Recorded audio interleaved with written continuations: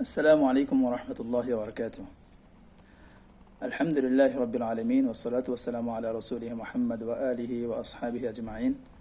أما بعد، أعوذ بالله من الشيطان الرجيم. بسم الله الرحمن الرحيم. والسماء ذات البروج واليوم الموعود وشاهد ومشهود. صدق الله العظيم. وقال رسول الله صلى الله عليه وسلم: إن سيد الأيام يوم الجمعة وهو شاهد والمشهود يوم عرفة أو كما قال عليه الصلاة والسلام. যে হাদিসটি পাঠ করেছি, হাদিসের অর্থ হচ্ছে সপ্তাহের সর্বোত্তম দিন জুমার দিন, আর তার অপর নাম হচ্ছে শাহেদ। বছরের সর্বোত্তম দিন হচ্ছে আরাফার দিন, তার অপর নাম হচ্ছে মাশহুদ।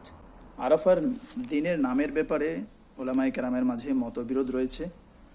অনেকে শাহেদ বলেছেন, অনেকে মাশহুদ বলেছেন এটাকে।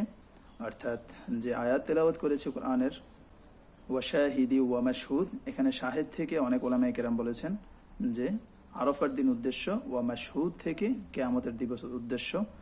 আর অধিকাংশ ওলামায়ে কেরামের মতে শাহেদ থেকে উদ্দেশ্য হচ্ছে জুমার দিন, আর মাশহুদ থেকে উদ্দেশ্য হচ্ছে আরাফার দিন।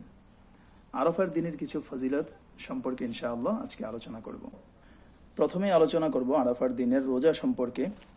যেহেতু রোজা একটা অত্যন্ত বড় আমল এবং আরাফার দিন অত্যন্ত গুরুত্বপূর্ণ দিবস, সেই দিবসে রোজা অত্যন্ত গুরুত্বপূর্ণ। এবং মুসলিম শরীফের একটি হাদিসে বর্ণিত হয়েছে, হাদিসটি হযরত কাতাদা রাদিয়াল্লাহু তাআলা আনহু বর্ণনা করেছেন। عن قتادة رضي الله تعالى عنه عن النبي صلى الله عليه وسلم قال: صيام يوم عرفة أحتسب على الله أن يكفر السنة التي قبله والسنة التي بعده. এই হাদিসের ব্যাখ্যায় ওলামায়ে কেরাম বলেন, আরাফার দিনের রোজা এত ফজিলতপূর্ণ যে সেই রোজার দ্বারা রোজাদারের পিছনের এক বছরের গুনাহ আল্লাহ তাআলা মাফ করে দেন এবং সামনের এক বছরের গুনাহ মাফ করেন। তবে এই হাদিসের ব্যাখ্যা অনেক ওলামায়ে কেরাম বলেন, পিছনের এক বছরের গুনাহ আল্লাহ তাআলা মাফ করে দেন এবং আরাফার দিনের রোজার ফজিলতের কারণে সামনের এক বছর গুনাহ থেকে বেঁচে থাকার শক্তি সঞ্চার হয়। আল্লাহ তাআলা আমাদের সবাইকে এর উপর আমল করার তৌফিক দান করুন। আলহামদুলিল্লাহ, আমার মসজিদে আমরা এই ব্যাপারে আলোচনা করেছি। আলহামদুলিল্লাহ, আমার অধিকাংশ মুসল্লি আজকে রোজা রেখেছেন আরাফার দিনে। দিবসের মধ্যে সর্বোত্তম দিবস হচ্ছে জিলহজ মাসের প্রথম 10 দিন, আর রজনীর মাঝে সর্বোত্তম রজনী হচ্ছে রমজান মাসের শেষ 10 রজনী। এবং দিবসের মাঝে সর্বোত্তম দিবস আরাফার দিবস, আর বছরের রজনীর মাঝে সর্বোত্তম রজনী হচ্ছে লাইলাতুল কদর, অর্থাৎ কদরের রজনী। কদরের রজনী সম্পর্কে কোরআনে আল্লাহ তাআলা বর্ণনা করেছেন, তানাজ্জালুল মালাইকাতু ওয়ার রূহু ফিহা বিইذনি রাব্বিহিম মিন কুল্লি আমর। অর্থাৎ এই রজনীতে ফেরেশতারা দলে দলে নাজিল হতে থাকে এবং জিবরাইল আলাইহিস সালামও তাদের সাথে নাজিল হন বান্দাদের ইবাদতকে আল্লাহ তাআলার কাছে উঠিয়ে নেয়ার জন্য। তবে আরাফার দিনের ব্যাপারে হাদিসে কুদসিতে বর্ণিত হয়েছে, রাসূলুল্লাহ সাল্লাল্লাহু আলাইহি ওয়াসাল্লাম বলেন যে আল্লাহ তাআলার কাছে সর্বোত্তম দিবস হচ্ছে আরাফার দিবস। এই দিবসে আল্লাহ তাআলা নিজে প্রথম আসমানে অবতীর্ণ হন, কামা ইয়ালিকু বিশানিহি, আল্লাহ তাআলার শান অনুযায়ী তিনি অবতীর্ণ হন।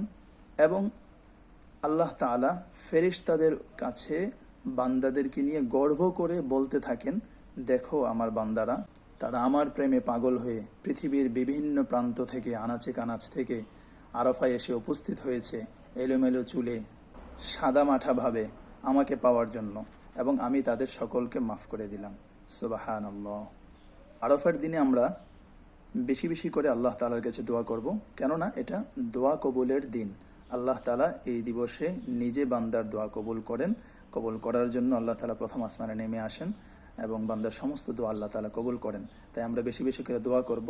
এবং একটি হাদিসে এসেছে, খয়রুদ দুআই মা দাআউতু বিহি আনা ওয়ান নাবিয়্যুনা মিন ক্বাবলি লা ইলাহা ইল্লাল্লাহু ওয়াহদাহু লা শারীকা লাহু লাহুল মুলকু ওয়া লাহুল হামদ ওয়া হুয়া আলা কুল্লি শাইইন কাদির।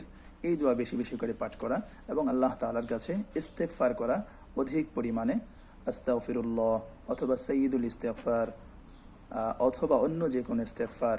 কেননা আল্লাহ তাআলা ক্ষমা করে দেওয়া, সেটা বান্দার জন্য সর্বোত্তম পুরস্কার।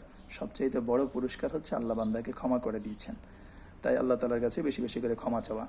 এক্ষেত্রে আমরা কিছু আমল নোট করতে পারি। নোট করে যদি আমরা বলি, তাহলে এভাবে বলা যেতে পারে, লা ইলাহা ইল্লাল্লাহু ওয়াহদাহু লা শারীকা লাহু লাহুল মুলকু ওয়া লাহুল হামদু ওয়া হুয়া আলা কুল্লি শাইইন কাদির। এই দোয়াটি আমরা অন্তত পক্ষে 100 বার পড়ব। কারো যদি সুযোগ হয় তাহলে আরও বেশি পড়ব। তারপর 1000 বারের মতো আমরা কালিমায়ে তাইয়্যিবা পাঠ করা, লা ইলাহা ইল্লাল্লাহ, কালিমায়ে তাইয়্যিবার জিকির। তারপর রাসূলুল্লাহ সাল্লাল্লাহু আলাইহি ওয়াসাল্লামের উপর দুরূদ পাঠ করা অধিক পরিমাণে। সেক্ষেত্রে আমরা 1000 বার যে কোনো দুরূদ ইব্রাহিম হতে পারে, ছোট যে কোনো দুরূদ হতে পারে, সাল্লাল্লাহু আলাইহি ওয়াসাল্লাম এটা সবচেয়ে ছোট দুরূদ, এটাও পড়া যেতে পারে। যার যে দুরূদ ভালো লাগে আমরা পড়ব। তারপর ইস্তেগফার পড়া অধিক পরিমাণে, যে কোনো ইস্তেগফার হতে পারে, আস্তাগফিরুল্লাহ ওয়া আতুবু ইলাইহি, আস্তাগফিরুল্লাহ আস্তাগফিরুল্লাহ, শুধু এতটুকু পড়া এটাও একটা ইস্তেগফার। তারপর সাইয়্যিদুল ইস্তেগফার, আল্লাহুম্মা আনতা রাব্বি লা ইলাহা ইল্লা আনতা খালাকতানি ওয়া আনা আবদুকা ওয়া আনা আলা আহদিক ওয়া ওয়া'দিকা মাসতাতা'তু আউযু বিকা মিন শাররি মা সানা'তু আবু'ু বিনি'মাতিকা আলাইয়া ওয়া আবু'ু বিযামবি ফাগফির লি ফাইন্নাহু লা ইয়াগফিরুয যুনুবা ইল্লা আনত। সাইয়্যিদুল ইস্তেগফার এটাও পড়া যেতে পারে, 1000 বার পড়তে পারি। তারপর এই দিবসে রোজা রাখা, যেটার ফজিলতের কথা আমরা ইতিপূর্বে বলেছি, এবং অধিক পরিমাণে সদকা করা। এক্ষেত্রে যার যতটুকু সম্ভব, কারো যদি বেশি পরিমাণে সম্ভব হয় তাহলে বেশি পরিমাণে সদকা করব, যদি অল্প পরিমাণে সম্ভব হয় তাহলে অল্প পরিমাণে সদকা করব। যার যতটুকু পরিমাণ সম্ভব ততটুকু সদকা করা।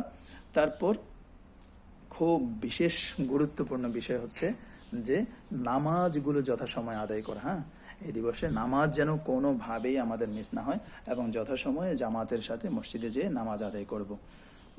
আলহামদুলিল্লাহ, এই আমলগুলো যদি আমরা করতে পারি এবং অধিক পরিমাণে কোরআন তিলাওয়াত করব, সেক্ষেত্রে আমরা এভাবে একটা তারতিব করে নিতে পারি যে কিভাবে আরাফার দিনকে অধিক পরিমাণে কাজে লাগানো যায়।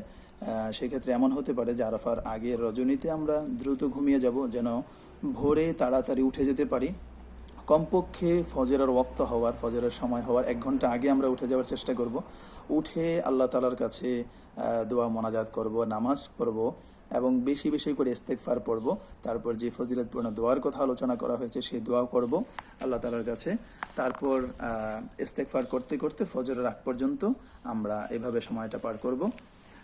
এবং ফজরের নামাজের পরে, ফজরের নামাজ জামাতের সাথে পড়ে আমরা মসজিদে অবস্থান করব ইশরাক পর্যন্ত। ইশরাকের নামাজ পর্যন্ত মসজিদে অবস্থান করব। সে পর্যন্ত আল্লাহ তাআলার কাছে দোয়া মোনাজাত করব, কান্নাকাটি করব, এবং কোরআন তেলাওয়াত করব, যার যতটুকু সম্ভব সূরা ইয়াসিন তেলাওয়াত করব। ইশরাকের সময় হয়ে গেলে আমরা ইশরাকের নামাজ পড়ে তখন বাড়ি ফিরে যেতে পারি, এবং পুরো দিন আমরা ইবাদতের মধ্যে কাটানোর চেষ্টা করব। যার যতটুকু সম্ভব অধিক পরিমাণে জিকির করা, ইস্তেগফার করা, এবং নিজের প্রয়োজন, নিজের পরিবারের প্রয়োজন, মাতা পিতার জন্য ইস্তেগফার, যারা জীবিত আছেন এবং মৃত আছেন, পুরো উম্মাতে মুসলিমার জন্য দোয়া করা, সবার জন্য আমরা দোয়া করব। এভাবে করে পুরো দিন পার করব। জোহরের সময় হলে জোহরের নামাজ পড়ব, আসরের সময় হলে আসরের নামাজ জামাতের সাথে পড়ব, এবং আসরের আগে আমরা মসজিদে চলে আসবো একটু আগে আগে। আসরের নামাজের পর থেকে নিয়ে মাগরিবের সময় হওয়া পর্যন্ত আমরা মসজিদে অবস্থান করব। মসজিদে অবস্থান করার চেষ্টা করব যেন আমার দিনের শুরু এবং শেষ উভয়টাই মসজিদে হয়। যে আমরা যদি ফজরের আগে মসজিদে চলে আসি, ইবাদত করি মসজিদে ফজর পর্যন্ত, এবং ইশরাক পর্যন্ত যদি আমি মসজিদে অবস্থান করি, তাহলে আমার দিন আলহামদুলিল্লাহ আরাফার দিনটি আমি খুব ভালোভাবে ইবাদতের মাধ্যমে শুরু করেছি।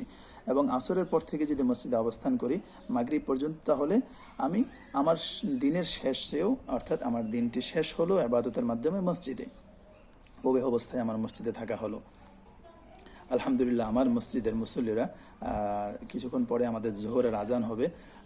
অধিকাংশ মুসল্লিরা আলহামদুলিল্লাহ রোজা রেখেছেন, এবং অনেক মুসল্লি, প্রায় বেশিরভাগ মুসল্লি জোহরের সময় এতেকাফের নিয়তে মসজিদে চলে আসবেন। যে জোহরের সময় এতেকাফের নিয়তে মসজিদে চলে আসবেন, ওনারা আগামীকাল সকালে ফজরের নামাজ পড়ে তারপর বাসায় ফিরে যাবেন। আলহামদুলিল্লাহ, এটা আল্লাহ তাআলার মেহেরবানি। ওনাদের যথেষ্ট পরিমাণ আমলের প্রতি আগ্রহ আছে আলহামদুলিল্লাহ। তো এতে হবে কি, মসজিদে এতেকাফের কারণে আমাদের একটা সেকেন্ড সময়ও ইবাদত ছাড়া কাটবে না, কারণ এতেকাফ করা সেটি একটা ইবাদত। তো আপনাদের ইনশাআল্লাহ যাদের সম্ভব হয়, সুযোগ থাকে, যতটুকু পারি আমরা এতেকাফ করার চেষ্টা করব। আর কিছু মুসল্লি ওনারা এশারের পরে এতেকাফ করবেন, রাতে এতেকাফ করবেন, যেন সারা রাত ইবাদতের মধ্যে কাটানো যায়। কেননা অন্য এক হাদিসে এসেছে যে 2 ঈদের রজনী, অর্থাৎ ঈদের আগের রাত, ঈদের দিনের আগের যে রজনী, সেই রজনীতে আল্লাহ তাআলা দোয়া কবুল করেন এবং সেটা বিশেষ ইবাদতের দিন। আল্লাহ রাসূল সাল্লাল্লাহু আলাইহি ওয়াসাল্লাম সর্বদাই এই 2 রজনীকে ইবাদতের মধ্যে কাটাতেন। তো আপনারাও ইনশাআল্লাহ চেষ্টা করবেন। আশা করি ইনশাআল্লাহ আল্লাহ তাআলা আমাদের সবাইকে কবুল করবেন। আমরা মসজিদের মুসল্লিদের অবস্থা আপনাদের সাথে শেয়ার করেছি। বর্ণনা করার উদ্দেশ্য হচ্ছে যেন এটা আমাদের মনে হয় যে হ্যাঁ, এটা সম্ভব এবং আলহামদুলিল্লাহ আল্লাহর অনেক বান্দারা এইভাবে ইবাদত করছেন। আমরাও ইনশাআল্লাহ করতে পারবো, যেন আমাদের সেই হিম্মত এবং সাহস হয়। এটা আল্লাহ তাআলা কোরআনেও এইভাবে নাজিল করেছেন, কুতিবা আলাইকুমুস সিয়ামু কামা কুতিবা আলাল্লাযিনা মিন ক্বাবলিকুম, যে তোমাদের উপর রোজা ফরজ করা হয়েছে যেমনি ভাবে তোমাদের পূর্ববর্তীদের উপর রোজা ফরজ করা হয়েছিল। অর্থাৎ যেন আমরা মনে না করি যে রোজা শুধু আমাদের উপরেই ফরজ করা হয়েছে, আমাদের কাছে সেটা কঠিন মনে না হয়, না, ও পূর্ববর্তীদের উপর রোজা ফরজ করা হয়েছে। তো আলহামদুলিল্লাহ আল্লাহ তাআলার অনেক অনেক বান্দারা এর চেয়েও বেশি বেশি ইবাদত করছেন।